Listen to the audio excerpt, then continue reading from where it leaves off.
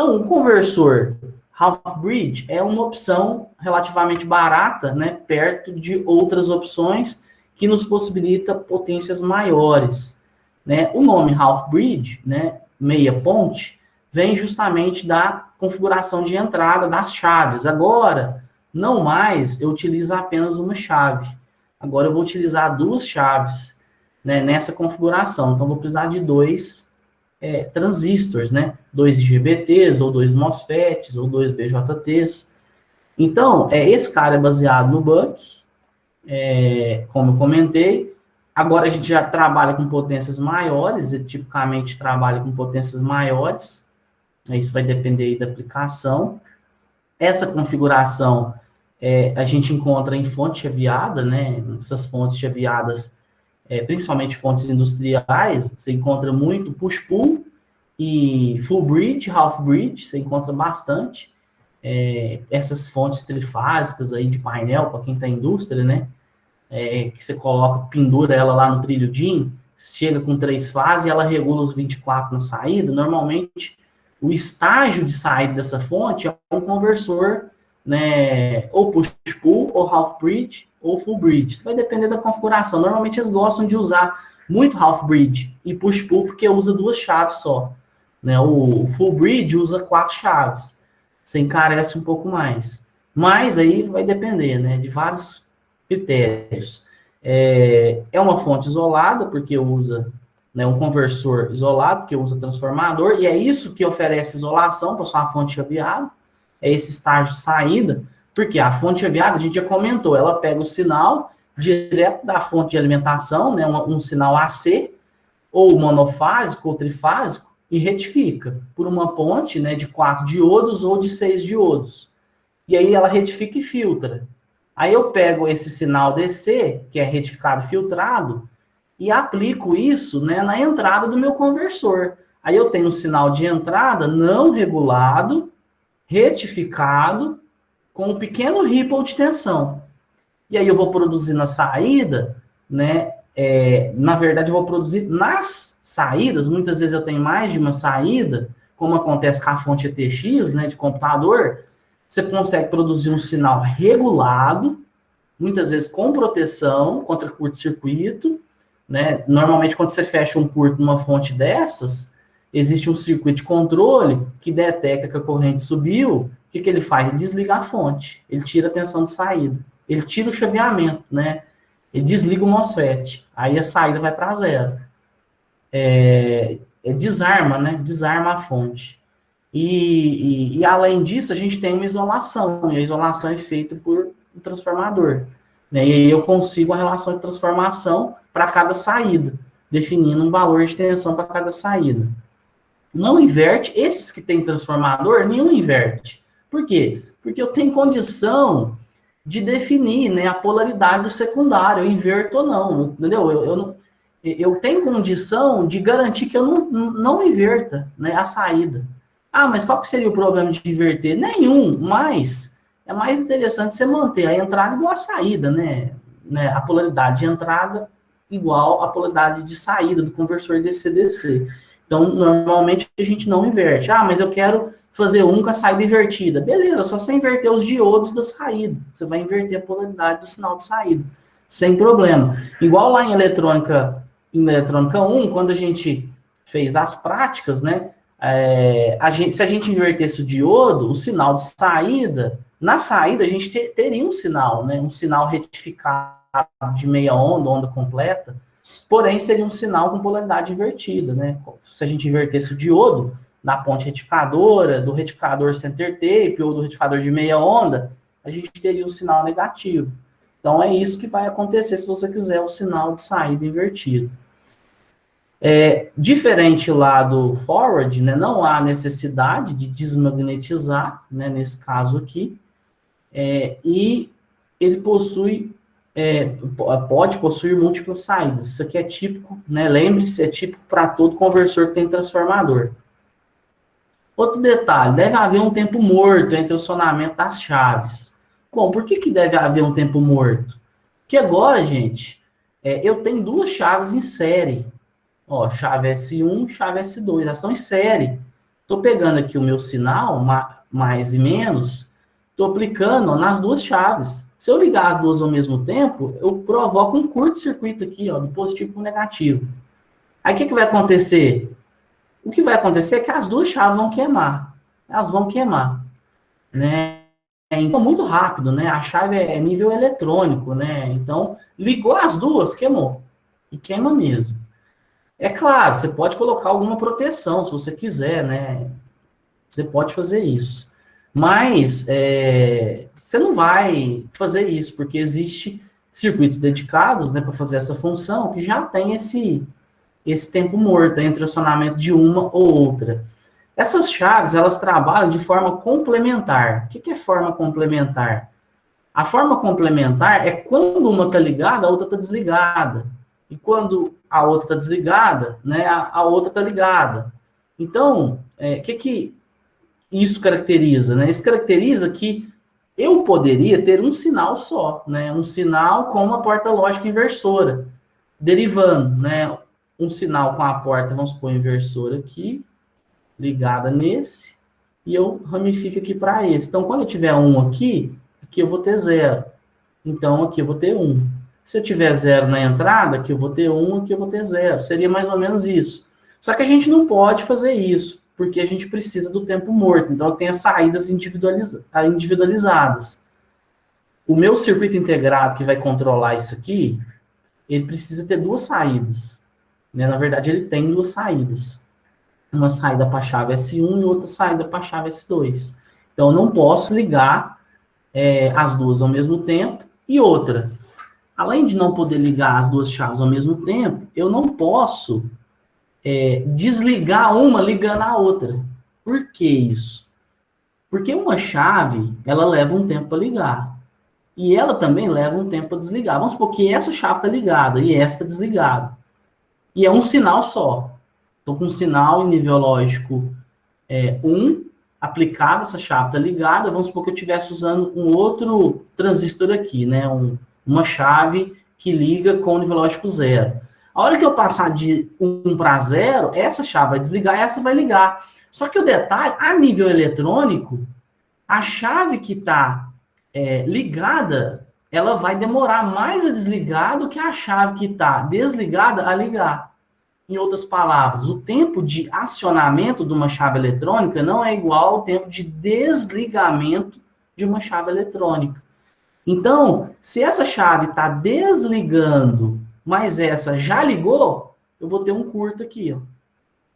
Então, por isso que eu preciso de um circuito com tempo morto, né? Eu desligo essa chave, espero um pouco, depois eu ligo essa.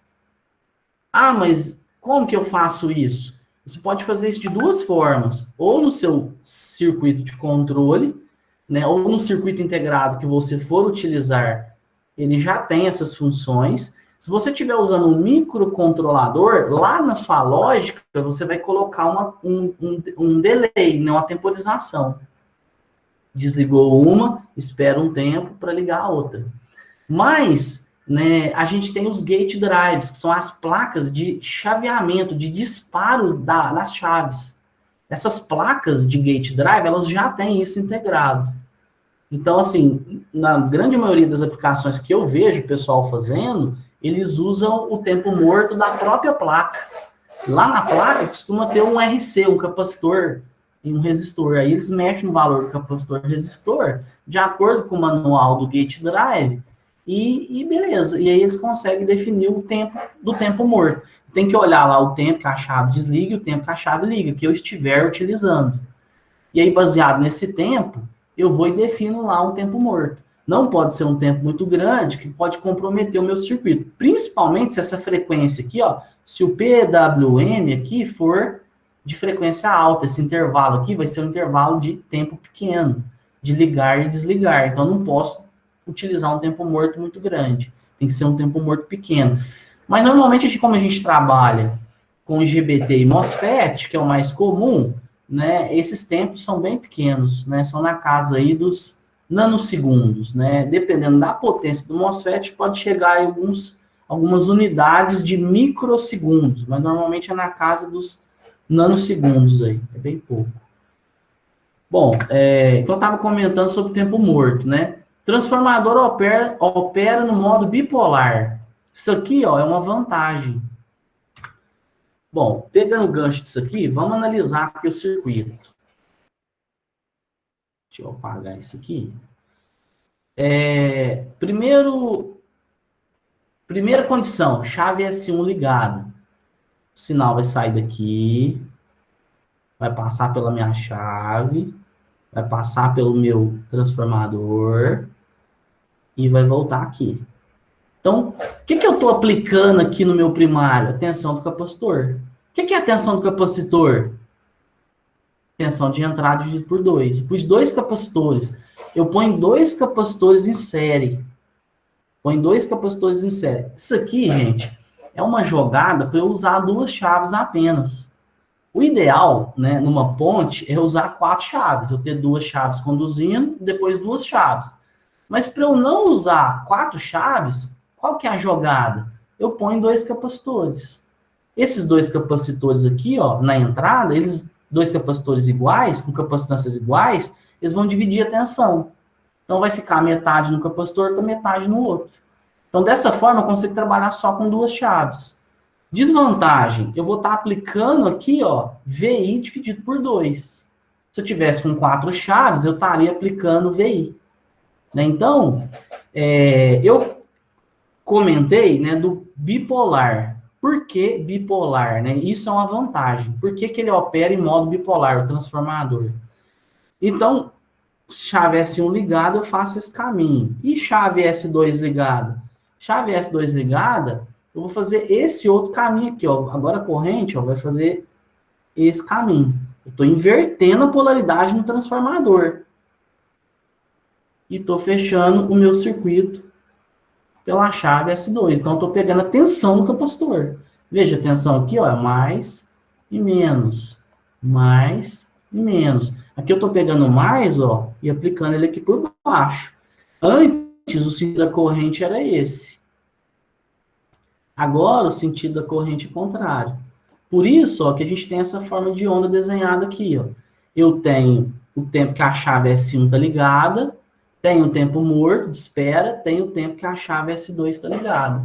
Nesse caso aqui, o meu duty cycle, né, a minha razão cíclica, a minha largura de pulso, ela tem que ser no máximo 50%. Na verdade, a gente nem trabalha com 50%, a gente trabalha com valor próximo, 45, 0,45, né, 45%.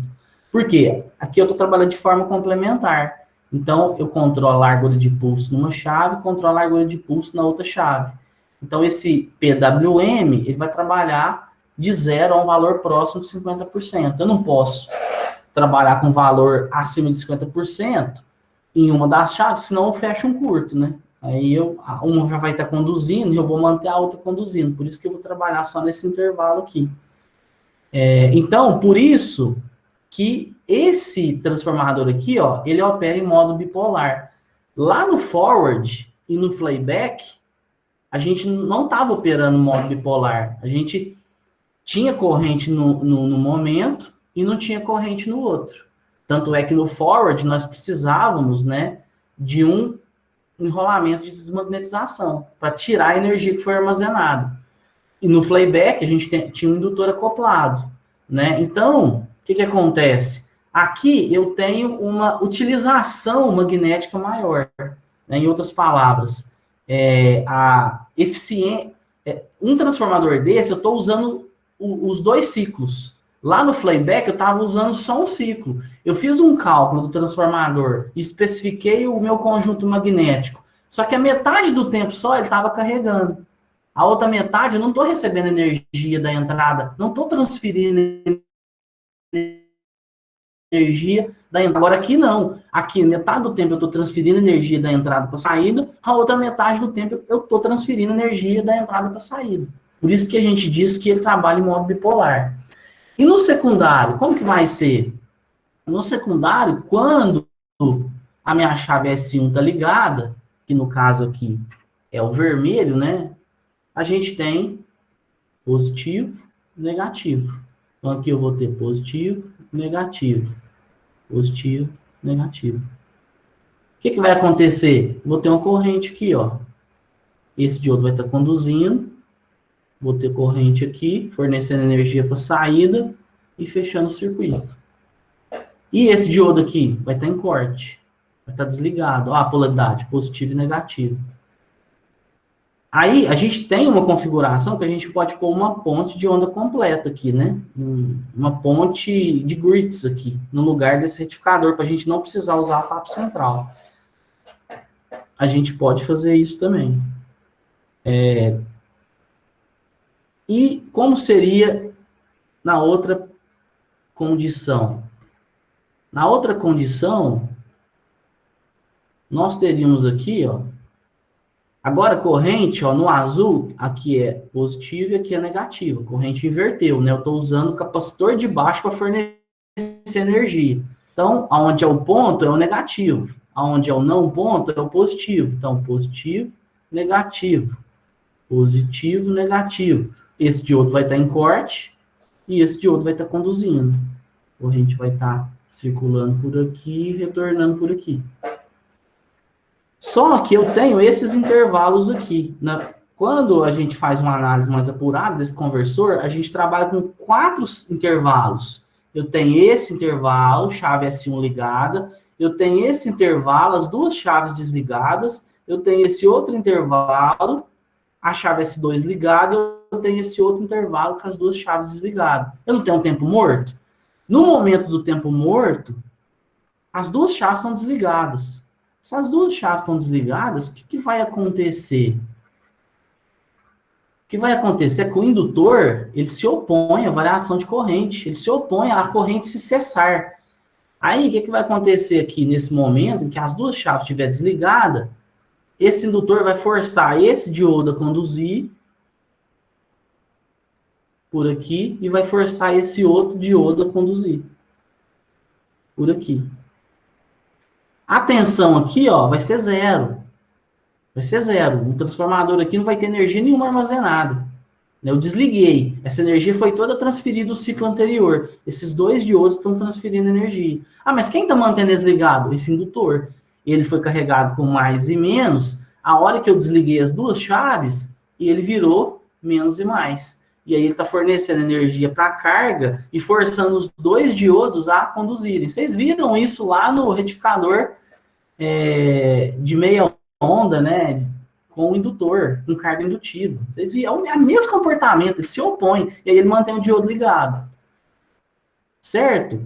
Deixa eu ver o que eu anotei aqui mais, né? O circuito de disparo deve ser isolado. Nessa configuração aqui, nas outras configurações não isoladas, a gente pode ter um circuito de disparo não isolado, porque normalmente a gente tem uma referência fixa, principalmente no buck bust e no bust.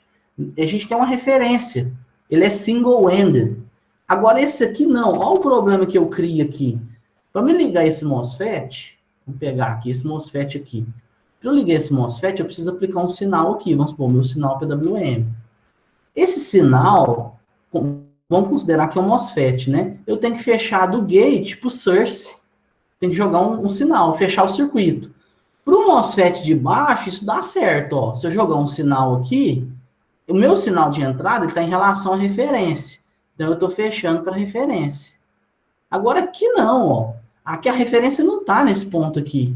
Estou jogando o sinal em relação à referência, eu tenho que fechar um circuito para o source, para o MOSFET ligar. Ele não vai ligar.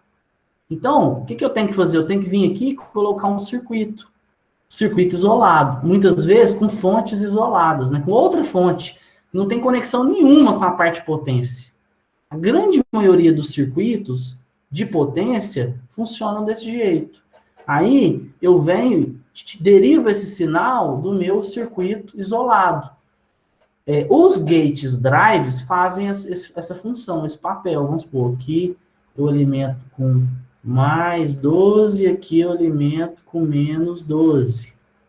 E aí ele vai gerar um pulso aqui, ó, vamos supor, de 12 e menos 5. 12 volts para ligar o MOSFET, menos 5 para desligar o MOSFET. Já tem um circuito próprio para isso, certo? E ele recebe na entrada o sinal PWM, lá do meu circuito integrado, do meu microcontrolador, vamos supor, um sinal de 0 e 3,3 volts. Esse sinal vem, vamos supor, do meu PIC, do meu microcontrolador da vida. E aí o meu gate drive faz esse papel. Transforma isso aqui no sinal adequado, né, para eu ligar e desligar. Isso normalmente é feito de duas formas. A forma mais típica é usando transformador de pulso. Eu mostrei para vocês aquele projeto lá que eu fiz do retificador semi-controlado para alimentar os motores e a bobina do freio magnético lá daquele equipamento.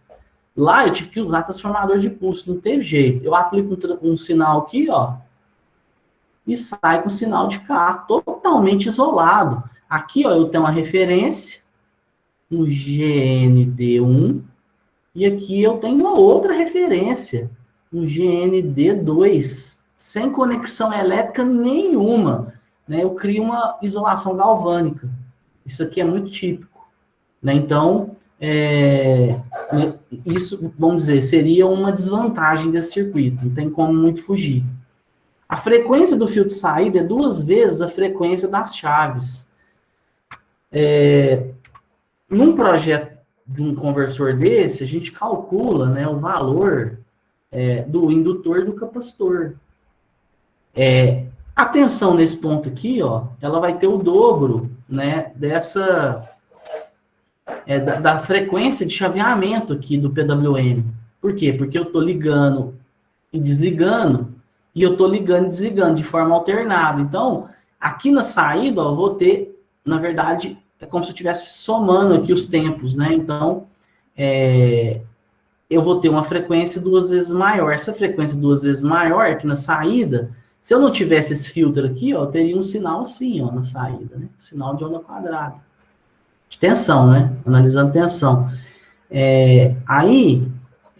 Eu preciso calcular o valor do indutor e do capacitor para eu definir os valores de ripple, de tensão de corrente que eu quero na saída. E aí eu preciso considerar a frequência do sinal. Essa frequência está relacionada à frequência de chaveamento. Então, quanto maior a frequência de chaveamento, maior a frequência do sinal de saída. Só que uma chave está ligando, eu estou conduzindo um instante. A outra chave está ligando em instante diferente, ligando e desligando em instante diferente, e eu estou conduzindo também nesse outro instante. Então, eu tenho mais ciclos, eu tenho um dobro de ciclos aqui do que de uma chave apenas. Enquanto eu estou ligando e desligando essa aqui, eu tenho um outro intervalo que eu estou ligando e desligando essa. Então, eu estou somando esses ciclos, por isso que a frequência aqui é maior. Aí, isso na literatura é considerado como uma vantagem. Por quê? Porque quanto maior a frequência de saída, menor o tamanho dos componentes, menor o tamanho do indutor, menor o tamanho do capacitor. Então, isso acaba sendo uma vantagem. É claro, eu sou limitado, eu sou totalmente limitado aos MOSFETs, às chaves que eu estou utilizando. Porque se fosse assim também, eu vou colocar uma frequência mais alta que eu puder. Mas qual que é a frequência mais alta que você pode? Isso vai depender do seu transformador, né? Esse transformador aqui, ele tem núcleo de ferrite, porque é um material que tem as propriedades de condutibilidade, né? De suscetibilidade magnética adequada para trabalhar em frequências altas. Então, eu tenho a limitação do núcleo do transformador de ferrite. E eu tenho principalmente aqui, ó, os meus dois amigos aqui, ó. Esses dois componentes que vão perder energia no chaveamento, quanto maior a frequência. E eu tenho esses dois elementos aqui que devem ser diodos fast, diodos rápidos que vão perder energia também durante o chaveamento. Então, eles também limitam a minha frequência. Se fosse assim, todo mundo ia trabalhar com as frequências mais altas possíveis. Então, existe um certo equilíbrio. Frequência baixa demais, eu tenho transformador grande, indutor grande, capacitor grande. Aí eu aumento a frequência. Diminuo o tamanho desses componentes. Só que se eu começo a aumentar demais a frequência, começa a ter muita perda. Por quê? Porque os componentes são limitados, né? Eles demoram um tempo para ligar e um tempo para desligar. Quanto maior a frequência, maior a quantidade de vezes que eu ligo e que eu desligo esses componentes. E a corrente de entrada é pulsada, né? Veja que aqui, nesse caso, só tem um transformador. A indutância do transformador não é uma indutância alta. Né? Então, eu tenho apenas uma a indutância do enrolamento primário. Então, como a chave fica ligando e desligando, eu tenho um sinal, não é um sinal filtrado, né? Como acontece quando a gente põe um indutor aqui. Existe uma configuração que põe um capacitor aqui, ó, tira esses capacitores e põe um capacitor aqui. Não é tão típico, não, mas eu já vi, half bridge, põe um capacitor aqui. O capacitor aqui, ele é mais usado no full bridge, né? A gente vai falar agora à frente, de ter que colocar um capacitor aqui. Por quê, gente? Eu já tinha comentado sobre a questão de nível DC. Essa chave vai ficar ligada, vamos supor, X tempo. Essa aqui vai ficar ligada a X também. Só que na prática, esse tempo que essa chave fica ligada, nem sempre é idêntico ao tempo que essa fica ligada. Veja que o tempo que a chave S1 fica ligada é o tempo que eu tenho nível lógico 1 aqui, ó. Eu tenho esse pulso positivo no primário. O tempo que a chave S2 fica ligada é o tempo que eu gero um pulso negativo aqui no primário do transformador. Se essa largura de pulso for maior que essa, né, eu vou ter um nível DC, um nível resultante, um nível contínuo, né? Esse nível DC vai produzir, né, um sinal contínuo. Esse sinal contínuo vai saturar meu núcleo. Se eu tiver lá um sinal assim, e aqui eu tiver um sinal assim, vou fazer mais ou menos aqui, né? Bem mais ou menos. Ó, aqui, ó, eu tenho semiciclo positivo. Aqui eu tenho semiciclo negativo. Aqui eu tenho positivo. Aqui eu tenho negativo. Uma forma de onda desse jeito aqui, ó, ela tem o semiciclo positivo menor que o negativo. Se eu passar isso aqui no filtro, é como se eu tivesse um sinal residual negativo aqui, ó, DC, o componente CC. Um sinal simétrico, totalmente simétrico, como um sinal senoidal, totalmente simétrico, o semiciclo positivo é idêntico ao semiciclo negativo. Por isso que a tensão média dá zero. A tensão média é zero, no sinal simétrico. Agora, se não há simetria, a média vai ser diferente de zero. Então, esse sinal, essa componente contínua, ela satura o meu transformador. Por quê? Porque o indutor, né, para corrente contínua, ele é um curto, né? A gente já viu isso. Por quê? Porque a reatância indutiva é igual a ômega L. Ômega é 2π vezes F. Se a frequência é zero, o ômega vale zero. Se o ômega vale zero, a reatância indutiva vai valer zero. Se a reatância indutiva da indutância aqui de magnetização, representada pela indutância de magnetização aqui do primário, for zero, é um curto. O transformador vai saturar. Quando o transformador satura, né, ele não há influência do magnetismo. O que cria a reatância indutiva é o magnetismo, é o fluxo. O fluxo chega num valor tão alto que é como se ele não influenciasse, aí vira um curto. A única coisa que vai limitar aqui vai ser o fio do transformador. E aí eu saturo o meu núcleo, não tem transferência de energia. Mas nesse caso aqui a gente não tem esse problema, porque os capacitores, eles regulam isso. Eu tenho dois capacitores aqui. Mesmo que um transistor fique um pouquinho mais ligado que o outro, e gerar um nível DC, esse capacitor aqui, ó, um capacitor vai carregar mais que o outro.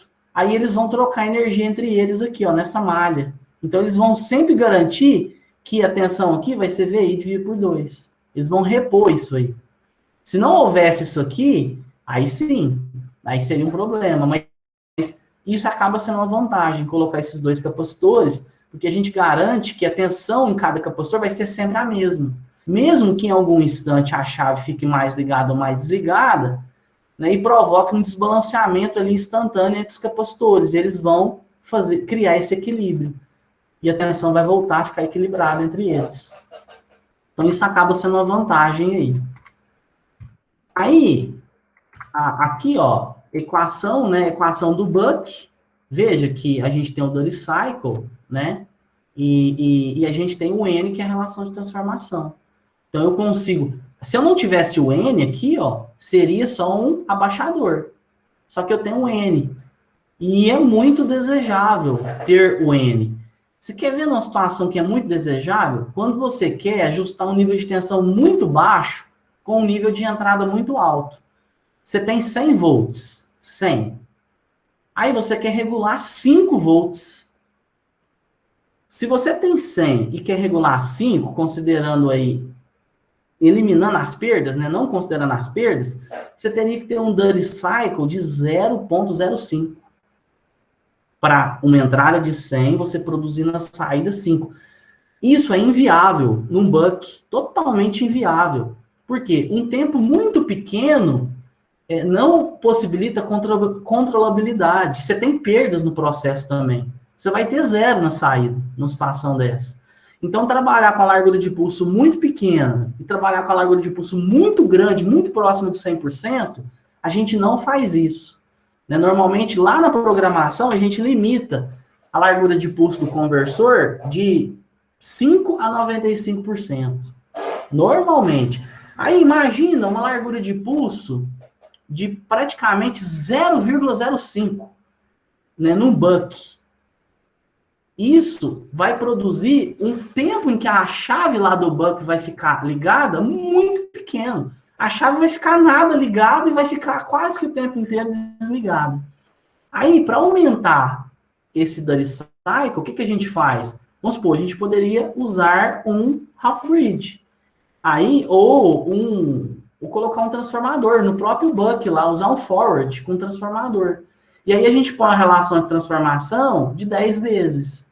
Então, a gente reduz 10 vezes, né? Então, reduzindo 10 vezes, aquele duty cycle, que era 0,05, vamos supor, eu chego com 100, e aí eu vou reduzir para 10 volts. Então, na verdade, a relação vai ser de 10 para 5, né? Então, nessa situação, eu vou aumentar a largura de pulso, eu vou aumentar o duty cycle.